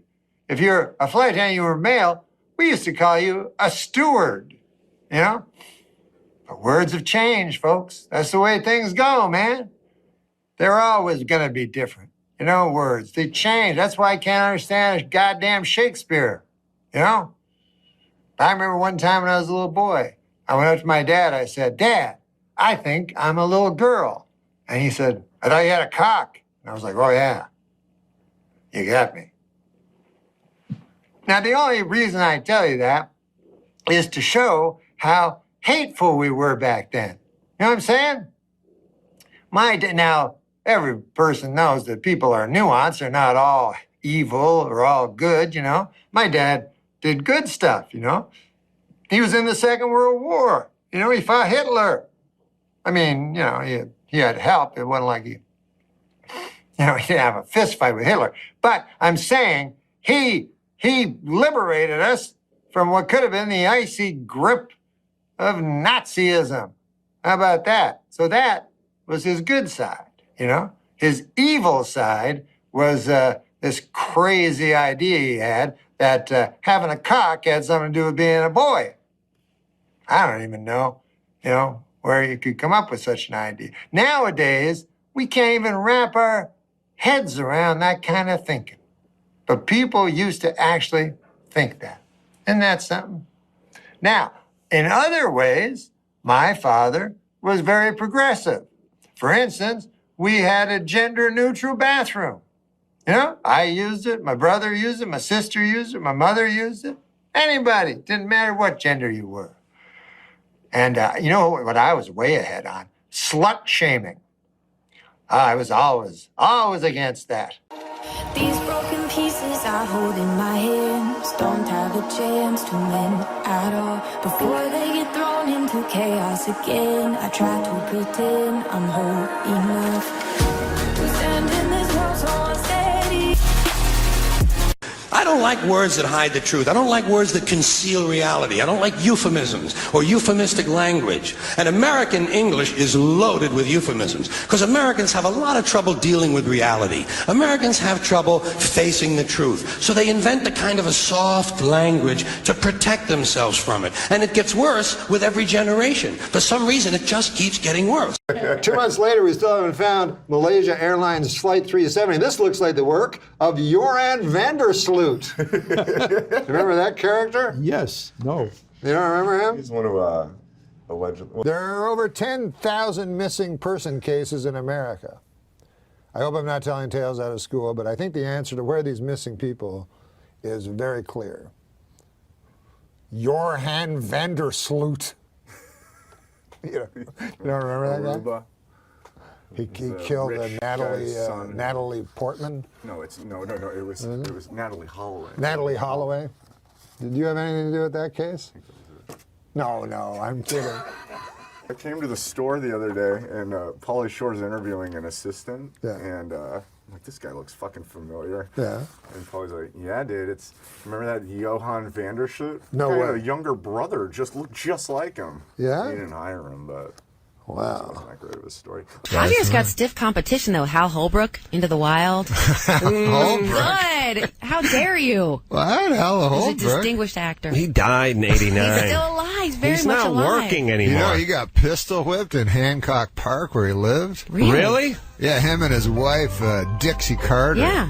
They got apparently Hancock Park is right on the border of a dangerous area. Yeah, that's the area where I used to live. Oh, it is? So it's a dangerous area, right? Koreatown. Well, she actually lived in the dangerous These weren't area. Koreans, I'll tell you that broke into his house. They broke in. Yeah, they broke into his house, held him hostage, him and Delta Burke, and pistol whipped him. I don't know it what wasn't pistol Delta whipped is. Burke. It was No, Dixie. I mean Dixie Carter. They were both designing women, so I see where Norm's coming from. Yeah, Dixie Carter. Meshack Taylor ran in at the last minute and saved the day with a fruity vest. Annie Potts was very upset about the whole thing. And by the way, if those of you who aren't from this area, you know, pistol whipped in Hancock Park sounds like some threat a cop's going to make to you when he's going to toss you in the hole with the gay guys. Listen, Brewster, you keep this up and you'll be pistol whipped in Hancock Park, all right? I'll hear your screams coming down the hall. Oh, you won't sit for a week, my brother, when you're pistol whipped in Hancock Park. Yeah, Hancock Park is Sounds like something Joran Vandersloot might do. It does. That's the most evil name in a while. Except, yeah, it is evil, isn't it? Especially when Patrick says it. Somebody, by the way, like when you hear Johan Vandersloot call the chick he dragged out to the ocean because she passed out from booze on the sand a slut or a bitch, it makes me want to pull his parents aside and go, look, Missy, come over here, drop your underpants. I'm going to need to take this Duraflame log and wedge it into you so that you can never procreate again. You guys are officially the worst parents on the planet. Like, and they'll be like, what about the inner city kids that shoot at the chicks behind the counter at the Korean market? Yeah, but they want money. Right. Your son does it for sport. The Vandersloots had to have been pretty bad parents. I don't know. I think he just made it all up because, to me, the frightening guy was Patrick. Which one? Patrick was the guy that talked to Joran and got He was the guy who answered the phone. Sting. Hey, why don't you be Johan and I'll be Patrick, right? Because the phone call came at like 1 a.m. Patrick's just sitting around watching a little YouTube and blowing a spleef. Hello? Oh, we're playing a game? Yeah. It's called improv. Wait a minute. Please try your call again later. Hello? Wait, they were in a van. I don't understand what you're talking about. Johan or Jorn or what? Vandersloot. Yeah, Vandersloot. He takes the chick down to the beach. No, I'm not. Patrick is the guy. Is the guy in there the was a van. sting, and he befriended Oh, Jan that guy. to record him. Oh, he's not the worst guy in the world. The worst guy in the world is the guy who that answered the helped phone because he walked to a payphone. Yeah, that helped him out, you mean? And he was like, hey, it's 12:45 at night and this high schooler's passed out on the beach. I need your help, I can buddy. do that. Okay, All right, you want to do that? Okay. So you be Vandersloot. I'll be the guy. Wait, I thought I was... Yeah, you're Vandersloot. But earlier you were Vandersloot. No, you were No, you call me. Okay, I'll be Vandersloot. Yeah, now you're at a payphone outside of Marriott. The chick is just falling asleep on the beach. Yeah. And I'm just hanging out watching TV. Yeah. All right. What's here we your go. name again? Dory. He's got a weird name, like Dory. Yeah. Right. I let it ring a little bit because I don't want you to think I'm desperate. Plus, it's late. I shouldn't even be up. Huh? One more time. Hello? Dowry, is this you? Hey, Vandersloot, what's happening? Hey, listen, buddy, I'm in some trouble, man. What's up? I'm calling you from a payphone. I realize it's year 2006. What, do you need to borrow some money or something? What happened to that cell phone? Yeah, anyway, what do you need? You need to borrow 20 spot? Nah, this is the thing, man. What'd you do, vomit on your shirt or something? You need a new shirt? No, I met a hot lady. All right. Yeah, down at the casino. Uh-huh. And I brought her to a remote section of the beach. You know how I work. Right. I know your M.O. Yeah. What, do you need, a condom or a roofie or something? No, I already have those. I've already used those. Oh, okay. The thing is, I mean, this girl wanted it bad. Yeah, cool. You know what do you need, a talking about? towel or something? Nah, that's not it. You remember that boat you had? We need some water-soluble lube. No. Yeah, it's I know. over with. It was a hot. Okay. Yeah, awesome. Yeah, I got a boat. What of it? I was wondering if I could borrow it for a while. Why? What do you want me to do with the boat? Well, she may be dead or in a coma. Right. And I was thinking we throw her in the chuck. Oh, so we toss her in the boat? And what? Like drive her to a hospital? No. What about the ocean? The bottom of the ocean. Floating hospital? Davy Jones' locker? Davy Jones' locker. No. Wow, you're a 20-year-old guy who knows that reference, but yet no cell phone. Interesting dichotomy. So let me get this straight. You met a chick at Carlos and Pepe's. Yeah, she was hot. I did a jello shot off her belly. You did a jello shot. You dropped a digit on her on the beach, and now you want me to drag her into the ocean and throw her in because she's passed out? Yeah, but I don't want to go. I don't want to go with cool. you. Is it cool if I don't go with you? So hold on a second. Because a minute ago I was watching the Honeymooners and enjoying a Zima. Now you want me to get up, pop on the Hirachis, head down to the beach? Yeah. Are you going to help me load her onto the boat? No, I got to get home. Okay, so let me just digest this for a second. She may or may not be dead. She will be, though. Okay, but as of now, she may still have a pulse. Yeah, I can't tell. Okay, so you want me to swing by, but you won't be there, and then I should grab her and drag her across the sand, and then toss her onto my boat, and then drag her a couple kilometers off the shore, and then dump her in the ocean, and then go back home. And you're going to be where? And what you do with her before that's up to you. None of your beeswax. Yeah, between two consenting adults, I don't care. I think they call it a perk in the business. But, all right, and you're going to be doing what while I do this? Oh, I'm going to be going home. They got a honeymooners, marathon. Okay, so you're not going to help me roll the corpse into my boat or anything? I don't got that kind of time, man. Okay. I'm a little spent. All right, buddy. So which lifeguard station would she be at? She's just by the payphone. Okay. She's by the payphone? She's under a mangrove tree. Oh, there's none of them in Aruba. I'll go to the one place where there's a mangrove tree. Awesome. All right, buddy. But hey, listen. Next time we go out to breakfast, you're buying. This has been a wonderful reenactment.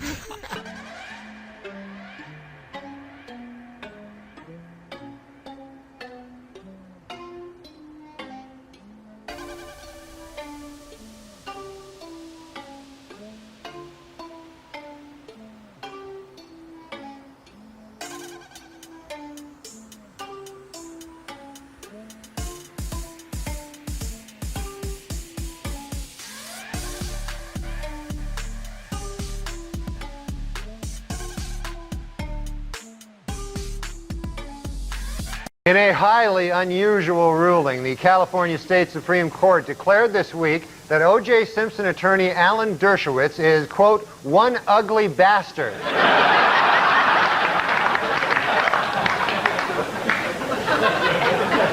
Meanwhile, Simpson Dream Team attorney Alan Dershowitz was back in the news this week, and good Lord is he ugly. Take a look at the guy. I mean, this is an ugly, ugly guy. No two ways about it. An ugly character. All right. It was reported this week that Simpson prosecutors Marcia Clark and Chris Darden often passed sexually explicit notes back and forth at the trial. Notes which discussed each other's, quote, turn-ons. And according to the notes, both Darden and Clark are turned on by the same freakish thing, Alan Dershowitz.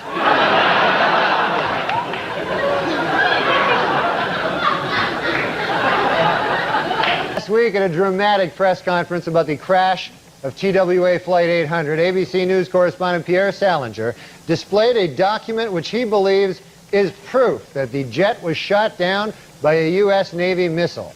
Later, he proudly showed reporters his solid gold Rolex that he bought on the street for just $15.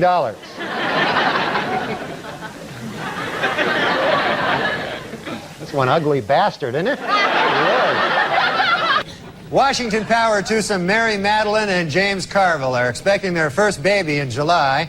No one knows if the baby will be a Democrat or a Republican, But doctors are sure of one thing. It will be weird looking.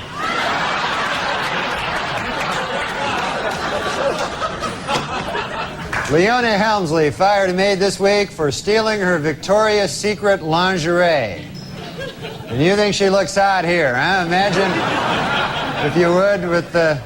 This week, President Clinton made history when he nominated Madeleine Albright to be first female Secretary of State. Responding to critics who say that she is not the best choice, the president insisted, quote, "She looks a lot better after a couple of drinks."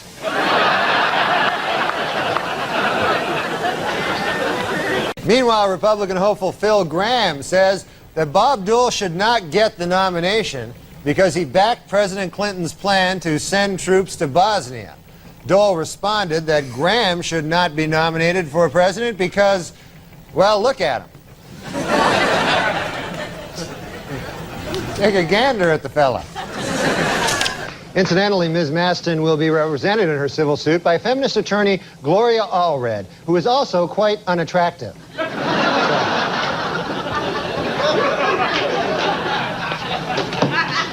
No box of chocolates, that one. The most famous vineyard in France, Chateau Mouton Rothschild, has been getting complaints about a new wine label which features a sketch of a naked woman. It should be noted, however, that the sketch is of Sally Jesse Raphael. So. You don't want to see, nobody wants to see that. For the 5th year in a row, People magazine has named John F. Kennedy Jr. one of its 50 most beautiful people. Meanwhile,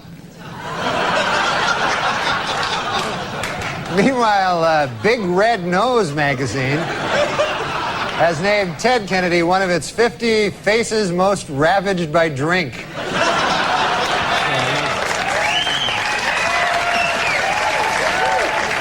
Former Interior Secretary James Watt was indicted this week for still having a large light bulb-shaped head. To discourage worship of the Dalai Lama, the Chinese government has banned all photos of the exiled Tibetan leader, except for this photo from the 70s. And filmmaker Ken Burns announced that following his baseball series, his next documentary project will be a 12-hour, 8-part history of the dorky haircut. The first deaf Miss America, Heather Whitestone, was crowned last week in Atlantic City. Although completely deaf, she is an expert lip reader. Personally, I don't think she's that pretty, you know. Not my cup of tea. According to an obscure 14th century law, British Army Captain James Hewitt could be hanged for having an affair with Princess Diana. The punishment for having sex with Princess Diana is death. The punishment for having sex with Princess Anne is having sex with Princess Anne. Senator Strom Thurmond, at 94, the oldest person ever to serve in Congress, has been hospitalized this week with a bout of the flu. Doctors who examined the senator thoroughly got kind of nauseous.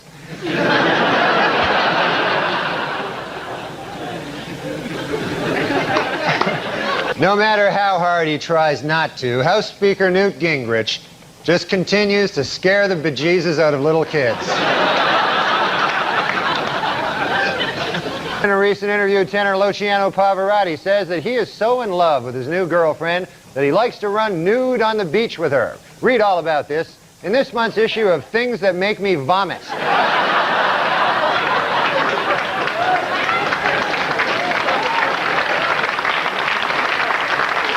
That picture makes me vomit as well.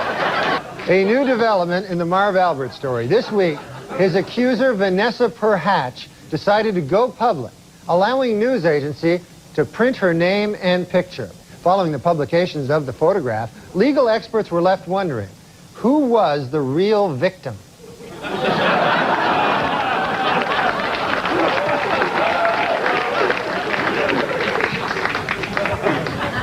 Not easy on the eye. Well, it's official. Sportscaster Marv Albert, convicted last month on assault and battery charges, will serve no jail time. But the big story was outside the courthouse, where the second accuser from his trial, Patricia Maston, showed her face in public for the first time. This new development had legal experts asking once again, who was the real victim here?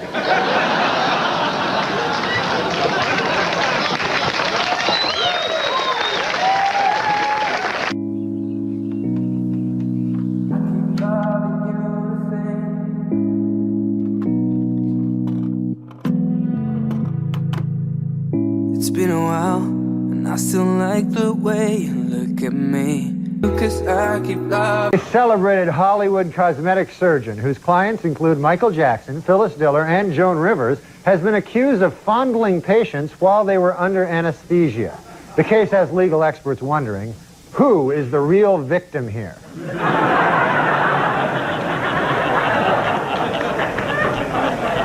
This week, a milestone in rock music. REM drummer Bill Berry has announced that he is quitting the band. Berry, who has been with REM for 17 years, says the decision to leave was entirely mutual between himself and his giant eyebrow. They talked it over and they decided it was best for both of them. An extremely rare albino lobster found recently in Maine will not end up on a dinner table, but will instead live out its days in a private aquarium. The lobster has already been flown from Casco Bay to Texas, where it will be lovingly cared for by rock legend Johnny Winter. Finally, in entertainment news, there are rumors that actor Don Johnson is dating 71-year-old San Francisco socialite Denise Hale. An observer who spotted the couple necking in a restaurant will have trouble getting an erection for the rest of his life. Weekend update guy on Saturday Night Live. And now he's moved on. He's got a new movie coming out on Friday called Dirty Work. Hey, the trunk looks kind of small there, Anton. It's live. I'm on live TV. Trunk's fine. As you can see, friend, it's not small. It's a big trunk. I'll show you right here. Well, you got a dead hooker in the trunk. What? No, it can't be. Yes, it was. It was a dead hooker. It wasn't a dead hooker. Hell, I know a dead hooker when I see one. Hey, folks, come on. Hey, here's another dead hooker in this trunk. What? Oh, my goodness. What are you doing? I've never seen so many dead hookers in all my life. Lord knows I have. This is Norm MacDonald.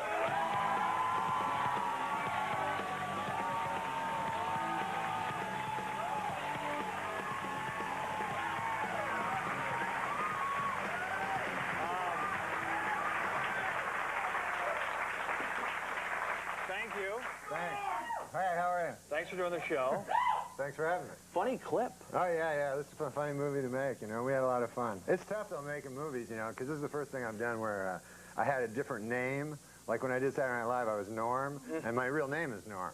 There you go. So on this movie, like, my character's name was Mitch, and so a lot of times it'd be tough, like, in a scene, like, a guy would go, hey, Mitch, we got to get going. I go, huh? And they go, confusing. yeah, and they go, you're Mitch. And I go, ah, yes, Mitch, that's me. And then they go, cut, you know, that's it. Were there any prostitutes hurt in the making of this movie? Or... Well, Chevy Chase beat up one pretty bad, actually. So Chevy is in the movie? Chevy's in the movie, yeah. He's a great man. He was my hero when I was a kid. So the great thrill of me when I wrote this movie with my buddies Frank and Fred was to put all guys I love, Don Rickles, Chevy Chase, Chris Farley, all my favorite funny guys ended up doing it. So I love Don Rickles. Yeah, Rickles is the greatest. Animals in the movie? There are animals. No, there aren't any animals. But we did kill some. You know when they put at the end there were no animals killed? Yes. That's hard to do. You know, we were killing possum and stuff, and we killed a horse. How about any dolphins or no? No dolphins. No, we would never kill a dolphin. That's wrong. I saw you last week on Regis and Kathy Lee. Oh, yeah. And it was fun. Although I got uncomfortable at the end because Kathy Lee was casting you as a leading man, romantic leading man, which is fine. Yeah. That's very believable. But was she hitting on you, or what was she? Was she flirting, or what was going on? No, well, she's a lady, and I'm a man. And she's an incredibly beautiful woman, like, especially in person. You've stunning. seen her up close, is that true? Oh, my God, she's so beautiful. She's really pretty, and you know, she's taken. She's married, but... I thought he treats her really well, I Right, we know. I thought you...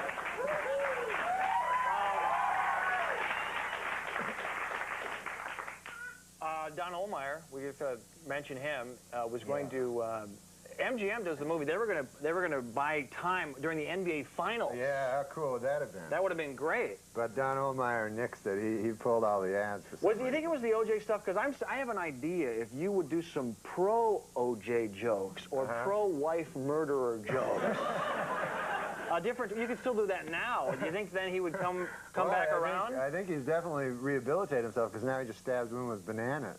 Right? I've seen that. That's right. So that's doing a lot better, you know? And I think, I'll say right now, this will help Don Ohlmeyer, but the only thing O.J. Simpson is guilty of is being one of the greatest linebackers ever.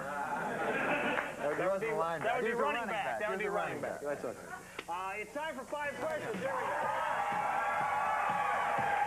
Feelings flowing up and down, picking up the pieces that you left behind, hitting a new type of flow, breathing in the smoke and clearing up my mind. The thoughts of you, I never knew what the hell you got me into.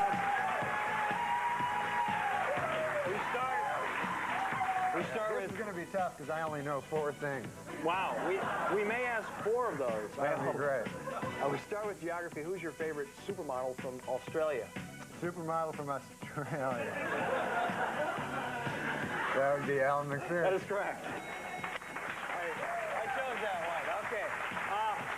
The blackjack dealer is showing a 7. Do you split your 8s? You always split 8s, yes. Yes, very good.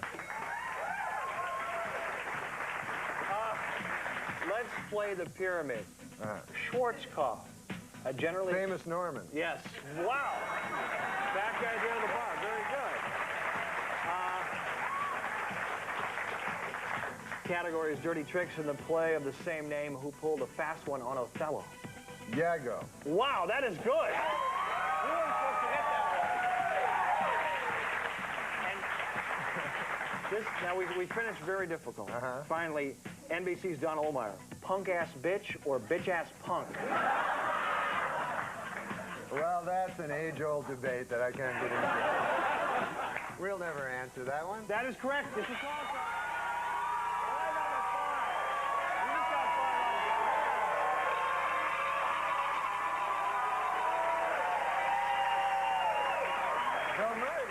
Yes, he did. Dirty Work opens on Friday. Big hand for Norm MacDonald.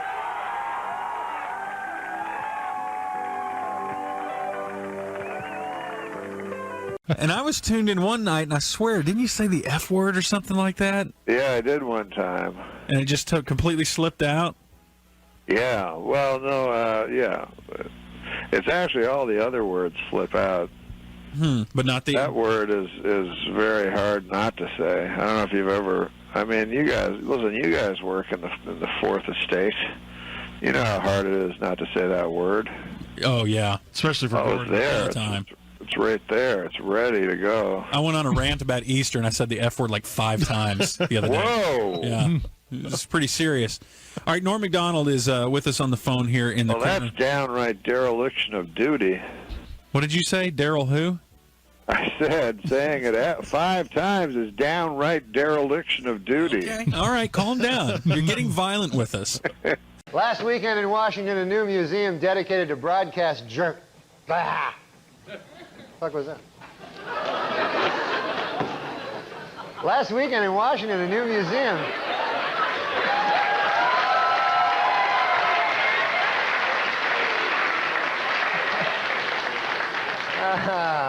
My farewell performance. Last weekend. Do you ever cuss at Saturday Night Live when you were doing that? On the air? Yeah. Well, I don't. You know, I mean, I presume off you the did air cuss. constantly. Yeah. I don't think I ever did. People have occasionally in the past. I think Norm MacDonald did once. I think a few other people have. Yeah, I know Norm. He cusses quite frequently. Yeah, he's very funny. Man. Very, very funny. Very cussy. Yeah. Yeah.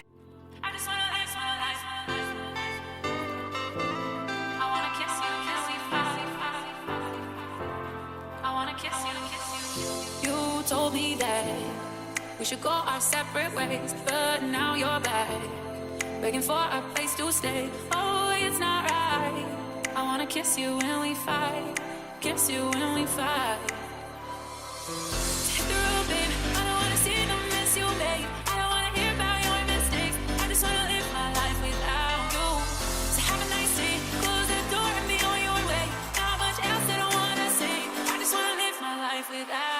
And finally, in California, pet owners. Pet owners can now take their canine friends to the world's first doggy wedding chapel, where dogs can actually be married in a civil ceremony. The ceremony ends when the Justice of the Peace says, "You may now sniff the ass." All